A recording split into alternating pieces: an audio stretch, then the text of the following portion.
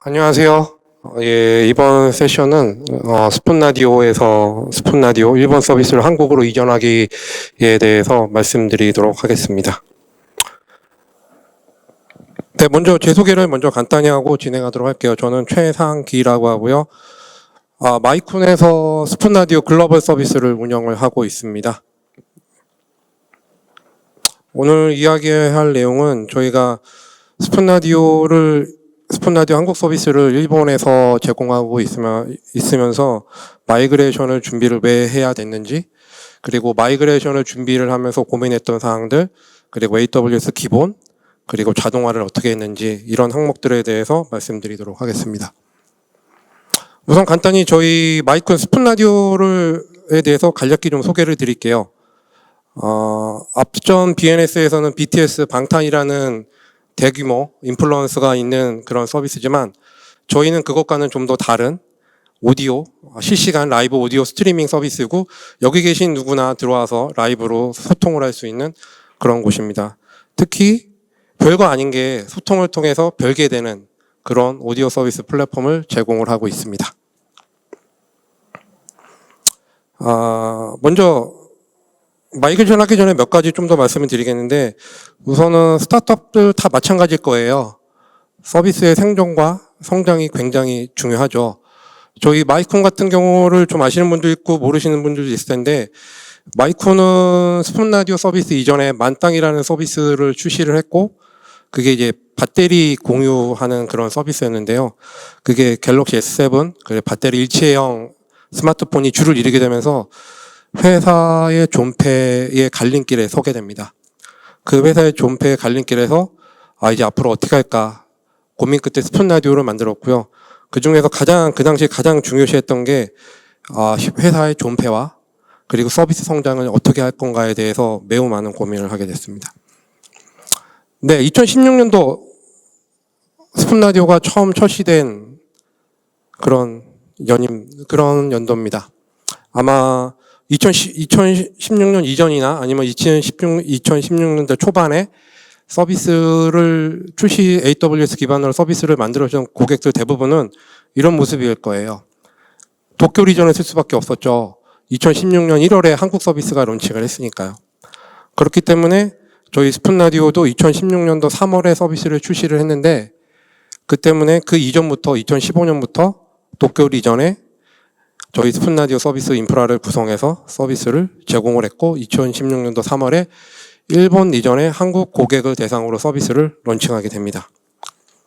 이후 3년 동안 스푼라디오는 굉장히 많은 외적인 성장을 이룹니다. AWS는 현재 6개 리전을 사용하고 있고 글로벌적으로는 한 10국가 정도의 서비스를 하고 있습니다. 그리고 라이브 청취 수가 15인데 이 숫자는 저희는 대규모보다는 좀 더 DJ하고 고객들의 청취, 유대 이런 거가 굉장히 중요하기 때문에 이런 강결합된 고객과 DJ가 강결합된 그런 서비스를 하고 있고요. 그리고 2019년도 작년에는 연간 아이템 판매액 460억 원이라는 판매액을 올리게 됩니다. 그리고 이런 서비스의 성장을 바탕으로 해서 2018년도, 2019년도에 각각 굉장히 많은 투자를 받게 되었습니다. 외적인 성장은 굉장히 즐거운 일인데 이 외적인 성장을 하게 되면은 정부에서 하는 시행들이 있습니다.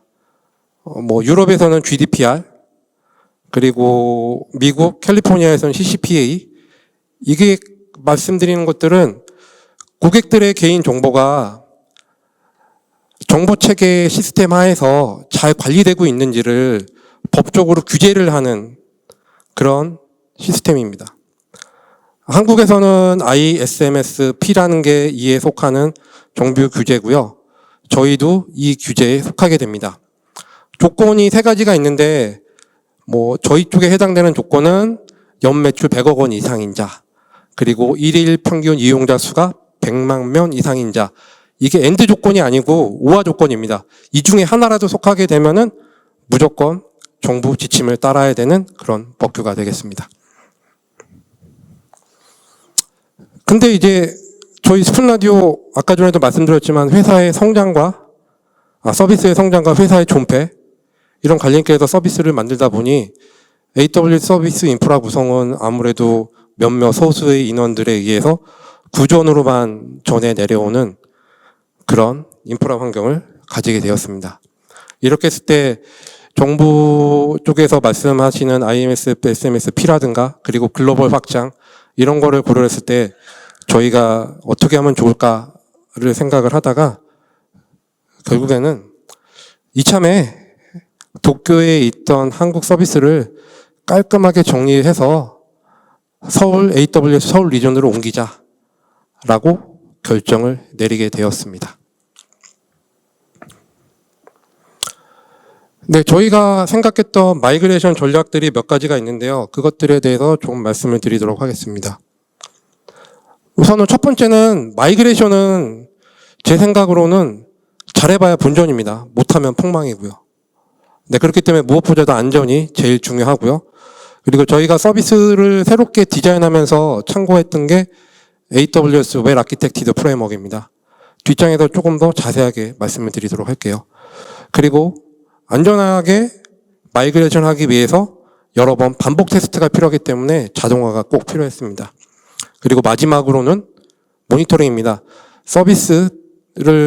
인프라를 교체를 하게 되면서 정상적으로 서비스 트래픽을 스위치 오버가, 테이크 오버가 되는지를 확인하기 위해서 모니터링 시스템이 굉장히 중요하게 되었습니다. 근데 무엇을 이전할까를 좀 검토를 해봤더니 쓰고 있는 게 굉장히 많더라고요. 따져보니까. 결국에는 80여 개의 워크로드가 쓰고 있고요. 뭐 EC2 50개, 150기가의 DB, 그리고 300테라 정도의 스토리지, 그리고 10개의 서버리스 프레임워크.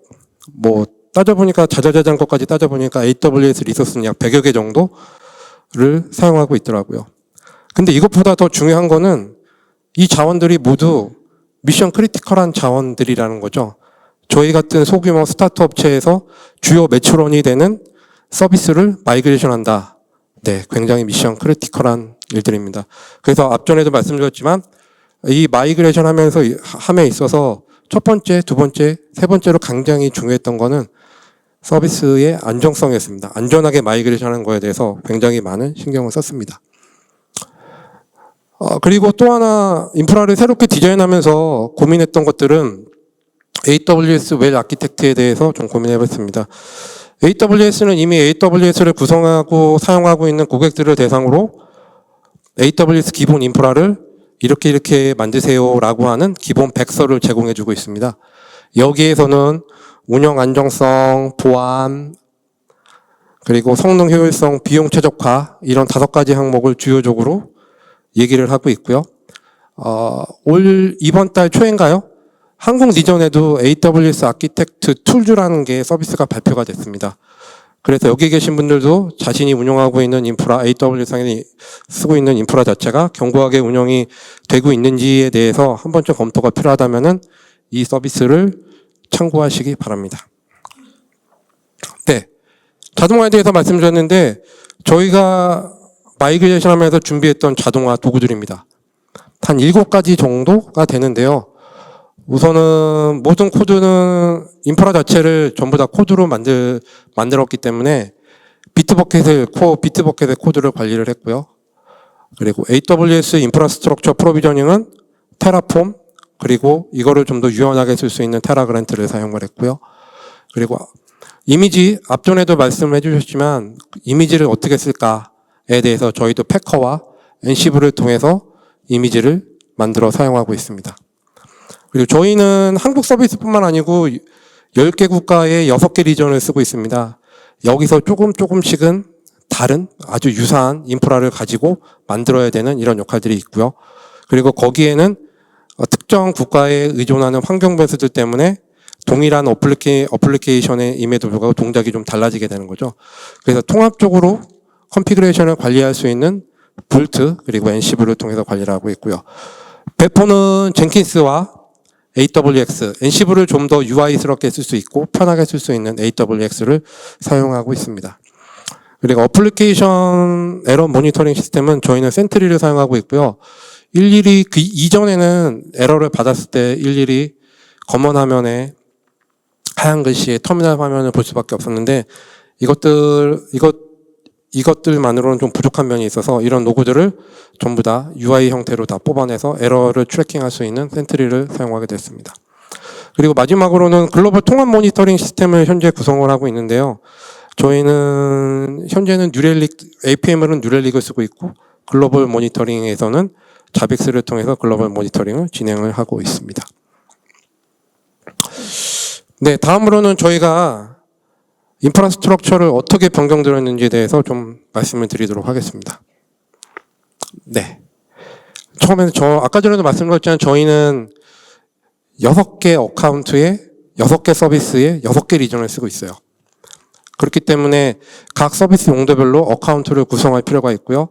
AWS는 이미 확장형 어카운트를 관리를 할 수 있는 랜딩 존이라는 서비스를 제공을 하고 있습니다.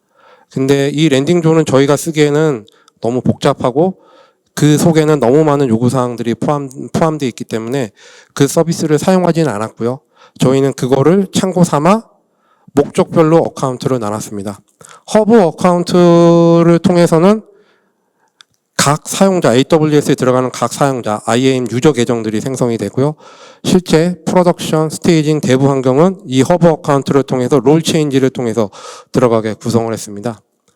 그리고 데이터, 로그 어카운트는 실제적으로 발생되는 데이터, 소위 말하는 ISMS나 CCPA나 GDPR나 이런 걸 보시면은 자국민의 데이터는 자국에 있어야 된다.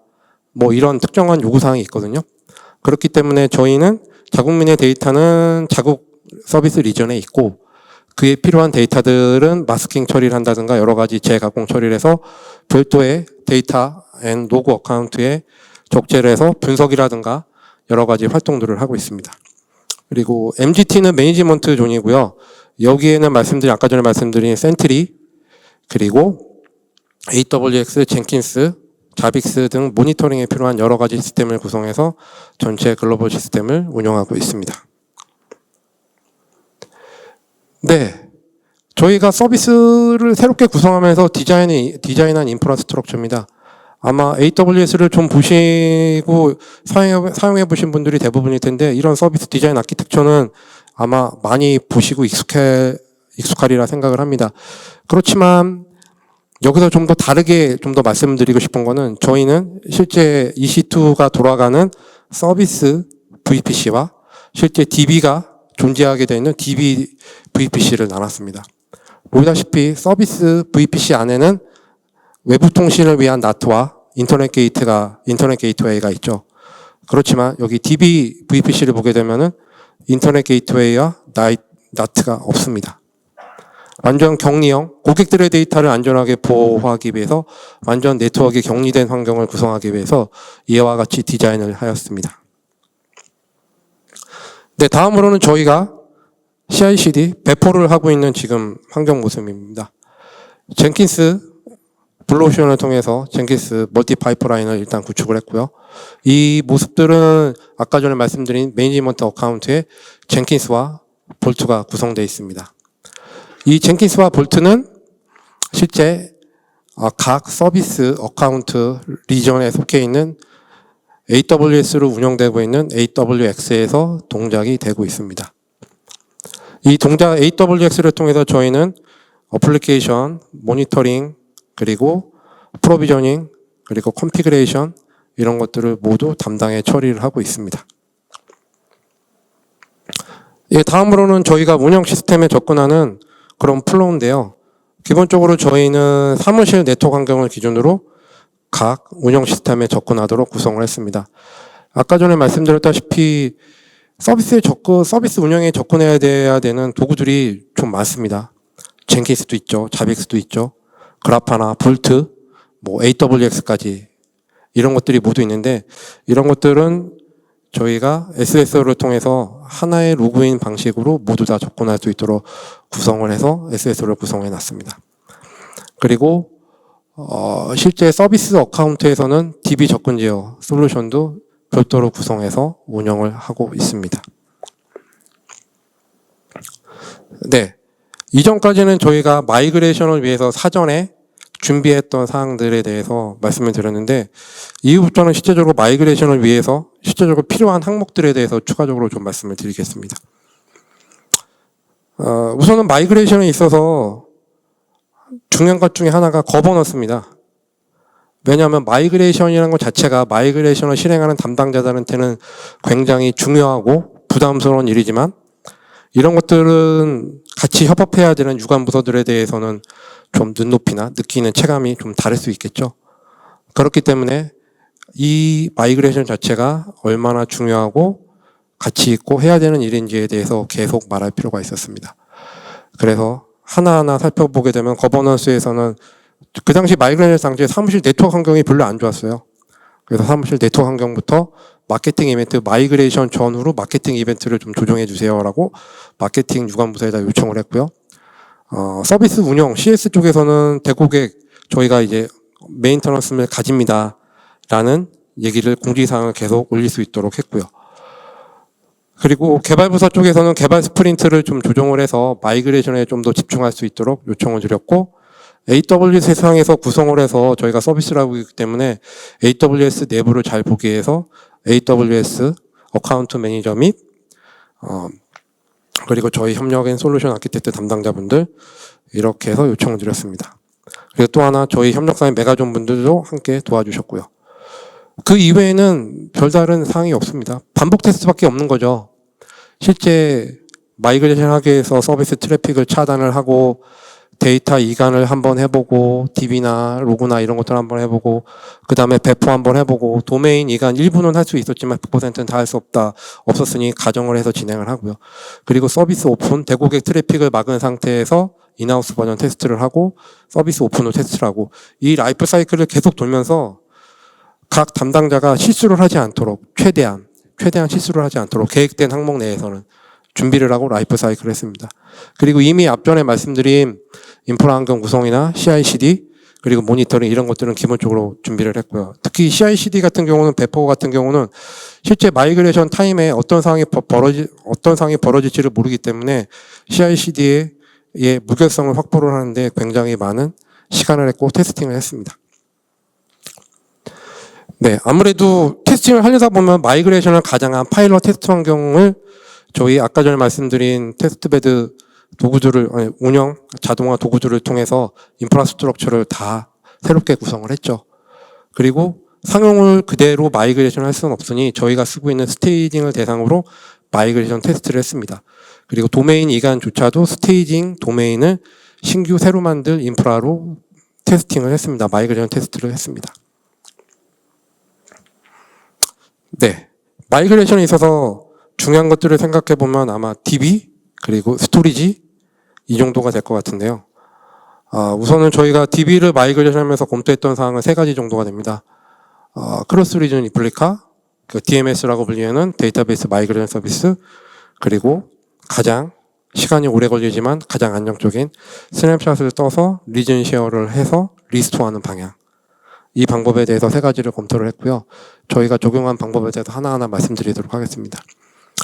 일단 크로스 리전 리플리카는 저희는 쓸 수가 없었습니다. 왜냐하면 저희는 지금 오로라 포스트그레를 쓰고 있는데 오로라 포스트그레는 현재 크로스 리전 리플리카를 제공하고 있지 않습니다. 그래서 얘는 아예 쓸 수가 없었죠. 그러면 차선책으로 그러면은 이제 서비스 중단이 가장 적은 것 중에 하나인 DMS를 한번 써보자 라고 해서 생각을 해봤죠. 근데 생각을 해보니까 DMS 소스가 포스트그레 엔진 버전이 10쯤때부터 쓸 수가 있는 거예요. 근데 마이그레이션 당시, 지금도 그렇지만 마이그레이션 당시도 저희는 그때 포스트그레 9.x대 버전을 쓰고 있었습니다. 마이그레이션 앞전에도 말씀드렸지만 마이그레이션 하면서 가장 중요한 것은 안정성이었는데 이 마이그레이션을 DMS를 쓰기 위해서 데이터베이스 엔진 버전을 업그레이드를 하고 싶지는 않았습니다. 왜냐하면 마이그레이션과 데이터베이스 마이그레이션 별도 선상에서 놓고 바라봐야 한다는 게 보다 더 안정적이라고 판단했기 때문입니다. 네, 그래서 이렇게 마이그레이션을 DMS를 쓸 수도 없었습니다. 그래서 결국에는 가장 단순하지만 오퍼레이션 시간이 가장 긴 스냅샷을 써서 리전 간 쉐어를 하는 방법 그리고 리스토어하는 방법을 썼습니다. 네, 실제 돌고 있는 오로라 DB에서 스냅샷을 뜨고 저희가 도쿄에서 쓰고 있으니까 서울로 리전 카피를 하고요. 그 다음에 어카운트가 다르기 때문에 어카운트 쉐어를 걸었고요. 그 다음에 쉐어를 건 어카운트에서 다시 스냅샷을 리스토어를 했습니다. 이 시간까지 약 한 1시간 정도가 오퍼레이션 포함해서 1시간 정도가 소요됐습니다. 그리고 또 하나는 S3인데요. 저희가 S3는 약 300테라의 S3를 가지고 있었고요. 이 S3를 어떻게 마이그레이션 할까에 대해서 고민을 하다가 저희가 AWS에서 제공해주고 있는 두 가지 서비스를 사용했습니다. 하나는 S3 리플리케이션이고요. 하나는 S3 배치입니다. S3 리플리케이션은 리플리케이션 건 시점의 오브젝트부터 리플리케이션 되기 시작합니다. 그렇기 때문에 리플리케이션을 건 이전의 데이터들은, 이전의 오브젝트들은 어떻게 할 것이야? 그러니까 고민을 하다가 S3 배치를 쓰기로 사용을 했고, 저희는 이미 DB 안에 S3의 원본 데이터의 목록들을 다 갖고 있었기 때문에 버켓 오브젝트 리스트를 만들어서 S3 배치를 사용해서 오브젝트를 넘기기 시작했습니다. 약 1억 개의 오브젝트를 넘기는데 약 62시간 정도가 소요가 됐고요. 굉장히 많은 시간이 소요될 줄 알았는데 채 3일이 걸리지 않고 넘겼습니다. 그리고 S3 마이그레이션을 저희가 오래 걸릴 거라고 가정을 해서 서비스 마이그레이션 한 달 전부터 마이그레이션 시작을 했고요. 리플리케이션은 약 6,600개 정도 오브젝트가 마이그레이션이 됐습니다. 이 중에서 약 42개 정도가 에러가 발생을 했고요. 에러 발생은 다시 수동으로 복구를 했고요. 그리고 리플리케이션 할 때마다 발생되는 리포트를 뽑아서 그 아테나로 확인해서 다시 수동으로 복제를 하는 작업을 통해서 S3 마이그레이션도 정상적으로 진행을 하였습니다. 네, 그리고 일레스틱 서비스는 저희가 쓰고는 있는데 많이 활성화돼서 쓰고 있는 상태는 아니다. 스토리지 자체가 적었습니다.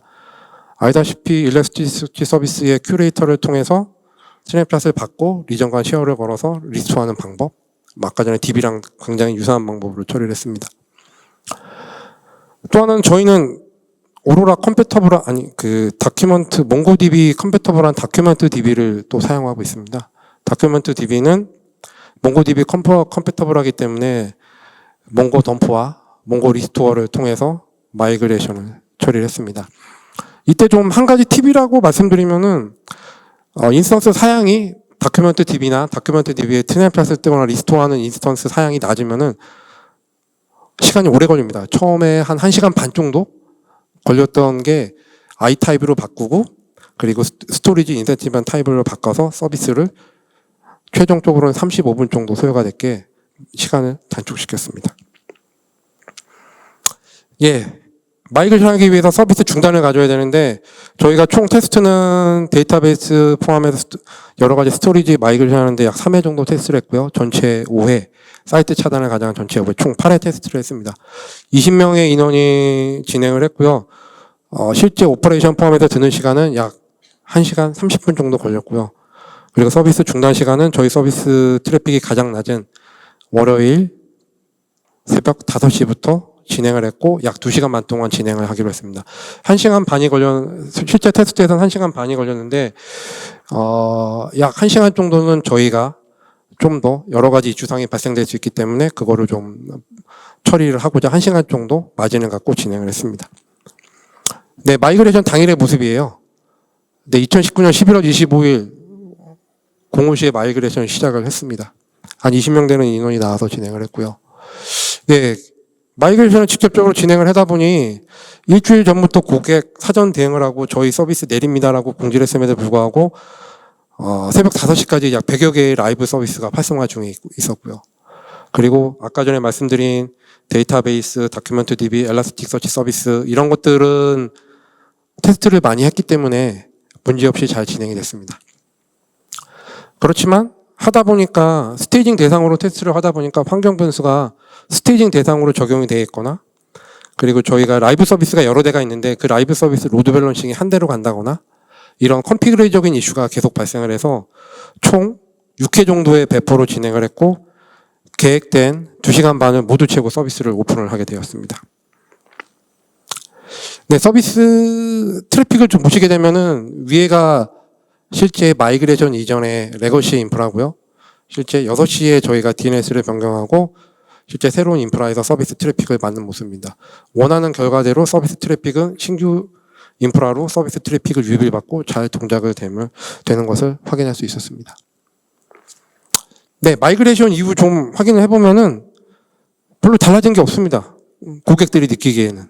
예, 시스템 반응성은 약 15% 정도 올라갔는데 고객들은 별로 달라진 게 없을 것입니다. 그리고 한 가지 좀 더 말씀드리고 싶은 거는 아무래도 기존보다는 보안이 좀 더 강화된 인프라 환경에서 서비스를 제공드리고 있고 이 기반을 통해서 서비스를 계속 안정적으로 제공드릴 수 있다라고 말씀을 드릴 수가 있을 것 같습니다. 네, 마이그레이션 이후 저희가 이제 또 다른 형태의 다른 국가들도 마이그레이션을 해야 됩니다. 그래서 아까 전에 말씀드린 데이터베이스 중단 시간을 최소한 갖기 위해서 포스트그레 엔진 버전을 10점대로 올린다거나 그리고 환경 변수로 해서 배포를 여러 번 갈 수 있었는데 이런 실수가 발생될 수밖에 없는 환경을 제거하고자 노력을 하고 있고요. 그리고 보다 견고한 IAC를 통한 자동화에 집중을 하고 있습니다. 네, 정리를 해서 말씀을 드리면은 저희가 결국에는 마이그레이션을 저희가 성공적으로 2시간 30분에 마이그레이션을 완료를 했습니다.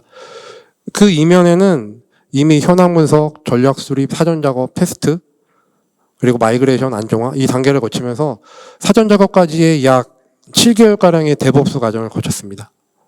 이 과정이 없었다면은 실제 마이그레이션 테스트 하는데 걸린 한 달하고 2시간 반이라는 시간을 원활하게 성공적으로 이끌 수 없을 것이라고 생각을 합니다. 네.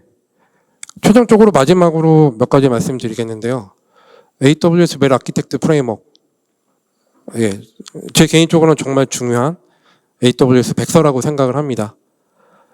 아무리 요새 AI니 머신러닝이니 여러 가지 핫한 기술이 많잖아요. 그렇지만 기반 뼈대가 되는 틀이 견고하지 않고서는 그런 서비스들이 고도화된 고객들의 반응성이나 그런 것들이 비즈니스 선상에서 반영이 돼서 매출로 이어지고 서비스 성장과 회사의 성장으로 이루는데 한계가 있다고 생각을 합니다. 그렇기 때문에 여기 계신 분들도 AWS 웰 아키텍트 프레임워크들에 대해서 조금 더 신경을 쓰시는 그런 시간이 됐으면 좋겠고요. 그리고 인력이 적은 스타트업 대부분 다 인력이 적죠. 그런 곳에서는 아마 트렌드에 부합하는 기술을 쓰는 게 좋다라고 생각을 합니다. 왜냐하면 저희가 포스트그레를 쓰지 않고 MySQL을 썼다면은 DB 마이그레이션 하는데 다른 형태가 됐을 거고요. 그리고 다큐멘트 DB를 쓰지 않고 다이나모 DB를 썼다면 또 다른 형태로 마이그레이션을 할 수가 있었겠죠. 그리고 마지막으로는 자동화입니다. 사람이 할 수 있는 것들, 개인적으로는 사람이 하는 거를 가장 저는 불신을 하게 됩니다. 왜냐하면 사람은 실수를 할 수 있기 때문에. 특히 반복적이고 별거 아닌 일들. 근데 마이그레이션에 있어서 별거 아니고 반복적인 일을 실수를 하게 되면은 이거는 완전히 서비스의 매출에 직결되고 서비스에 급감하는 그런 모습을 미칠 수 있기 때문에 자동화를 통한 서비스 안정성을 확보를 할 수 있도록 많은 준비를 해야 될 것 같습니다. 또 한 가지 말씀드리면 저희는 아까 전에 말씀드린 7개월 정도 시간을 준비를 해서 마이그레이션을 완료를 했습니다. 아마 시간이 주는 복리 효과를 충분히 누렸다라고 생각을 합니다.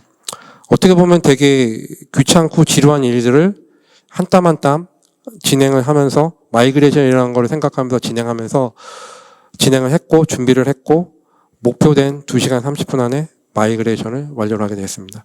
그리고 앞으로 6개 리전 다른 국가들도 마이그레이션을 준비를 하고 있습니다. 네, 그래서 앞으로 저희와 함께 마이그레이션 뿐만 아니고 글로벌 서비스 확장돼가는 스푼 라디오 서비스를 함께 하실 분들을 모시고 있습니다. 네, 여기 QR코드를 보시게 되면 저희 채용 사이트가 있고요. 여러 직군의 잡이 오픈되어 있으니 저희와 함께 여정을 함께 하실 분들은 많이 지원 부탁드리겠습니다. 네, 그러면 제 발표는 여기까지 마치고요. 예, 이걸로 마치도록 하겠습니다. 네, 감사합니다.